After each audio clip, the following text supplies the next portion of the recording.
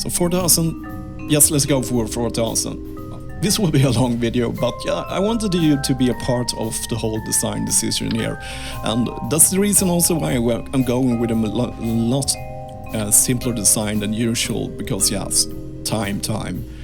To make decisions at the same time I'm recording is, I don't want to spend too much time here. Okay, so that will leave us, should I go, oh man, I have to decide. Why can't I decide? Yeah, let's just dump ourselves into the atmosphere and hope for the best. I think 4,000 delta V will be more than enough to us to make orbits. Yeah, to make a complete orbit. No, I don't think so. It will be too late. Okay, let's go. Let's go big. Let's go big and safe. In the end, I'm thinking like this is much more likely that my mission will be a success if I design it like this. I will prefer to make it a lot more smaller and efficient, but that also means the risk of failure is getting higher. And yeah, I think reliability is the most important thing here. So this leaves us with 4,500 delta V. That should be more than enough to exactly decide where we're gonna land or not. Okay, so let's start building the other part here. I think I will just go lazy here as I have access to the bigger parts now. We could go with a lot bigger. First of all, I need to go to structural and I need to get one of these big ones. So we get to the bigger part. That will make this so much easier because we can use less parts to make this rocket work here. Where are you? You over here. So let's see here. Let's go with 2. And this will make the rocket very heavy. Very heavy, but 2,200. Okay, so we have thrust weight ratio of 2.91, which is more than we require. This is probably not the most efficient design, as our tonnage is mocking here. So let's go. It will be very nice to have it. It's very super simple here. There is probably a bigger tank. Is it? Yes, there is. So let's do it like this instead. But this is starting to get heavy very fast here. Okay, it won't fit here, so let's go up here. We need a lot of room. Yeah, so this will be, we will be needing a very big fins here to make this thing to able to fly nicely into the atmosphere here. So let's put it here. Now we have room enough. So let's see where we land. 3,256. So yeah, we just need a tiny bit more, I think. Let's see. We need a lot more than that, I think. I want to have, when I'm launching myself off the launch pad, I prefer to have around at least 1.3, so it would be easy. So that is around 3,000, yeah, that is 1.35, that is more than enough. We have 3,800 delta V. It should be more than enough for us to get to Kerbin, out of Kerbin atmosphere and higher. I could go for some extra boosters here just to add another 200 meters delta V, and it would also make our rocket a little bit more hefty from the launch pad. As we can see, the atmospheric here is round. The stage is at sea level is 1.26, so yeah, we could make it a little bit stronger, and I believe I will make it so. Let's just add some help here, 2 of these.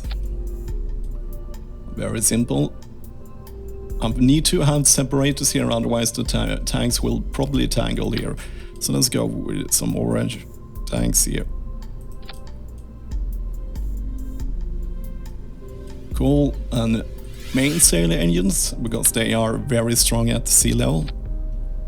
So that will put us at 4,200. That is before we add the fuel tanks. Yeah, this will be very simple. Let's see. So let's see. So our staging is correct. Want them to fire at all, both of all the engines firing at the launch pad here. Let's see here. Have I done something incorrect? Stage 8.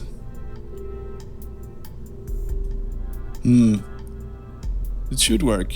Have I attached them right to... Let's try it out again to attach them. Why it's not working? Stage 7. Okay, cool, yeah, it's working now. So we have a very strong start here at 8.84, so that is a very, very good thrust to rate ratio, because that means that I can throttle down and control the throttle a bit. So let's just add some structural air things here. Oh, my language. Nose cones, I think is the correct term. So cool. But this is not good enough because when we are separating, we don't want this to tangle right into our big rocket here. So we need to add some separators. So let's see, separators. Okay, cool. So wrong way. Want the black parts to point at the rocket. And then spin it around. Yes. What is happening here?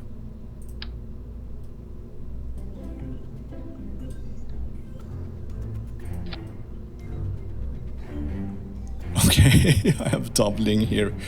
Why is this happening? Oh, I'm not sure. Okay, let's try again. I'm thinking sometimes when you snap things, it gets really weird. I can see the other side of the rocket here. I'm not sure why it's adding in. It's supposed to add on the other side of the rocket. I'm not sure. Usually it adds there because it's attached like that, but it doesn't seem to be the thing here. So let's just do it manually. I don't have time to troubleshoot that. Or troubleshoot that, so let's just add everything manually.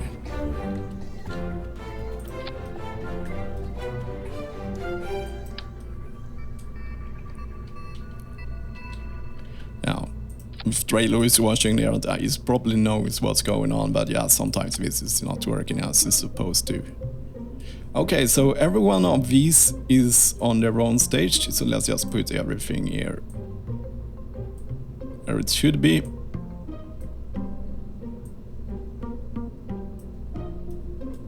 And there we go. So now we have separators, that is great. So we have an aerodynamic nightmare to handle here. So we want to first to fix that a bit. So let's add some fins first. Let's see here. Aerodynamic. Why is it under my interface there? I'm not sure. What was that? That is a thrust. That is the center of mass is over there. Okay, cool. So let's just add some big fins here.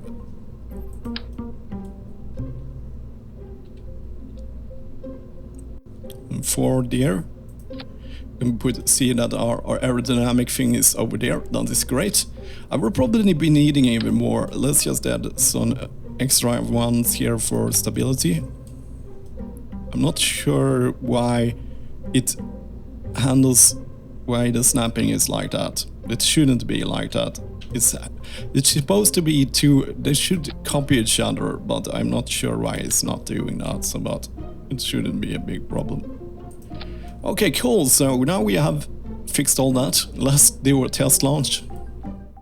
This is one tall rocket. It should probably not start like this because this can lead to big problems.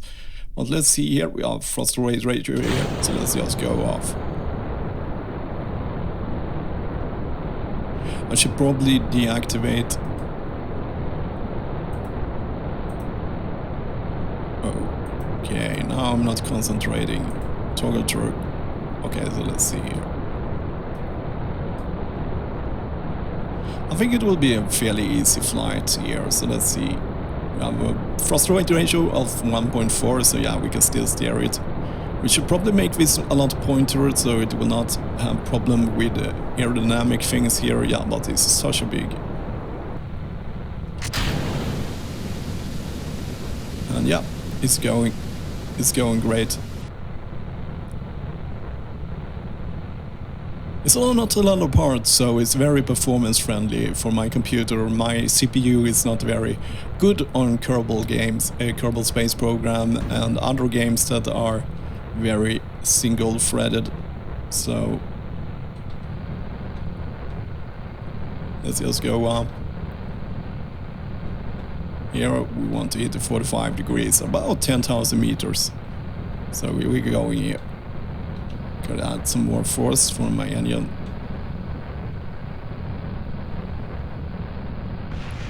At least it wants to go straight. Yeah, it seems very easy to fly here. So yeah, we are for. So let's go here a bit. And then yeah, and then I will just start slowly moving myself to 30 degrees. Want to go that way, but yeah, I can force it to go this way, and this is not one of the harder rocket science flight in these games here, so yeah, it's not really it's working as it should. Very simple. It's just one stage here and one big stage there, and a booster stage that helped us at the launch pad. So yeah, we're going. I prefer to be around 1.6 when I'm here in the air, and then I will just fly here at 30 degrees until my apogee hits around 150,000 meters. That will be where I want to go be. So I have some room to maneuver. I don't need a lot of room to maneuver because my thrust rate ratio is excellent on my interplanetary stage here. So yeah, I don't see it here, but I just want to see if I can get this orbit here. The only thing I see as a problem is to turn this thing around. So we can orbit later. So yeah, that will leave us with some problems. Yeah, definitely. Yes, I'm going a lot faster on the 1.6 here. I want to be a little bit slower here. So, but we have quite a generous amount of delta V to not make everything optimal. But yeah, if you do the whole orbit get to the atmosphere around orbit around Kerbin, you can do it very efficient. I have done it with 3,400 delta V if I work on it a lot. So our horizontal speed is fast enough. So here we have already left the atmosphere here. So I just want to work ourselves a bit more going in this direction still. So we are soon at, let's put ourselves at 125,000 meters. That is kind of good. That's kind of good. The only thing is, as I see as a problem now, is if I just circulate here,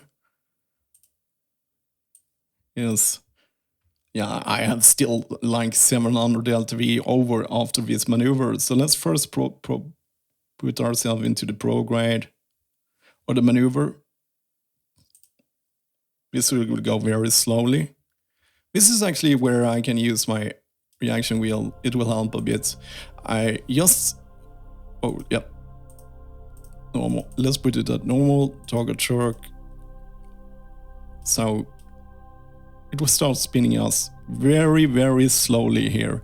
I could add some monothrusters here to help me out to move this huge vehicle around, but yeah, I think I will not care. It will turn here in time. Well, 12 seconds burned to do here. It will be a fast one, and yes, this will work. It will just take a lot of time to turn this big rocket around, but it's possible.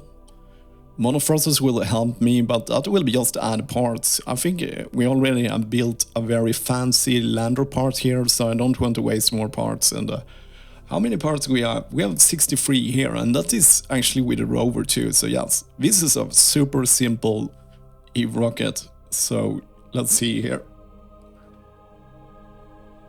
Let's fast forward a bit here. We're going. So let's slow down at 30 seconds from our target. Yeah, like this.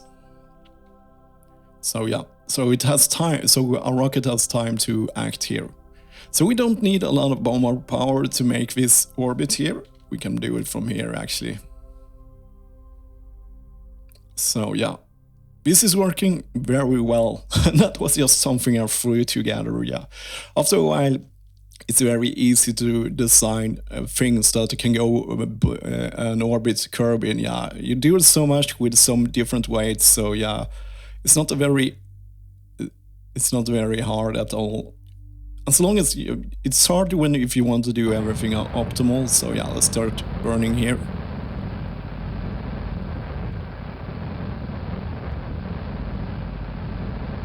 So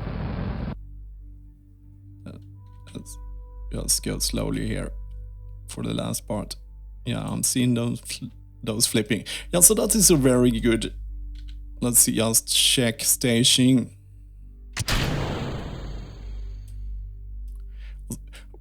Usually I add some separatrons here just to add things so things go faster, and also I love separatrons. I think I would use separatrons to do my dishes at home, just shooting at the dishes and so on. I wish I had separatrons for real. So okay, so let's see here. Just do a fast burst. So now we can. I really like to do that manually. You can stage it, but I prefer to do that things. I should probably be able to put fairing here so I can get rid of. That way I will know that will not make a big difference for me. So yes. So here we have. So we can make a pretend orbit here just to feel the rocket out. I like to do that when I'm doing that. So let's see. It's around 2000 LTV. Pro grade, so that is what we usually have to do. So let's point ourselves into the maneuver. I really need to add some solar panels to my craft here, otherwise we will go out of use and that will be a disaster. So that is the first thing I'm gonna do. I just want to get a feel how much time I need to burn here. So this I just lost a 5 minutes burn. I probably will be able to design a much more fuel efficient craft for going to Eve with the help of atomic engines, but yeah, it's really helpful just going as this is so much faster. I cannot, and also yeah, it will be easier to make maneuvers because I must say I prefer a higher to thrust weight ratio. So let's speed this up a bit. So you can see here it's a lot faster here. We're going through our fuel a lot faster. If you remember the last episode when I had atomic engines, it took like 50 minutes to burn through 2000 LTV, but now it's a fairly easy manner we can do this. We will soon have an escape. It's around 1100 LTV. We have an escape. So yeah, that was really easy. So let's go back to our vehicle assembly building. So yes, here we have our ugly simple rocket. The first thing we wanted to fix is a little bit more profiled. Here I just delete the fairing and we want to rebuild to this. First we need to go out onto the screen and then we will just try to hug it a bit more. Let's zoom in so we see what we're doing. It's our separate.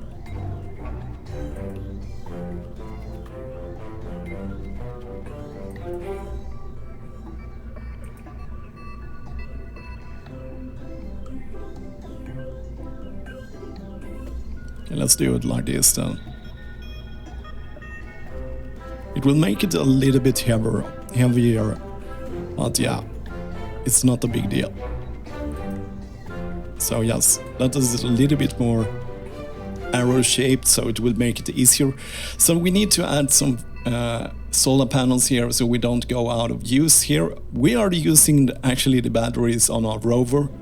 Oh yeah, we have a big battery here too, so yeah, we have more than enough batteries to have some things here. And we will be able to get these things back, so we can use we can use these solar panels that you can throw away after you use them. So let's go for, I think we would go with 4. So that's really cool.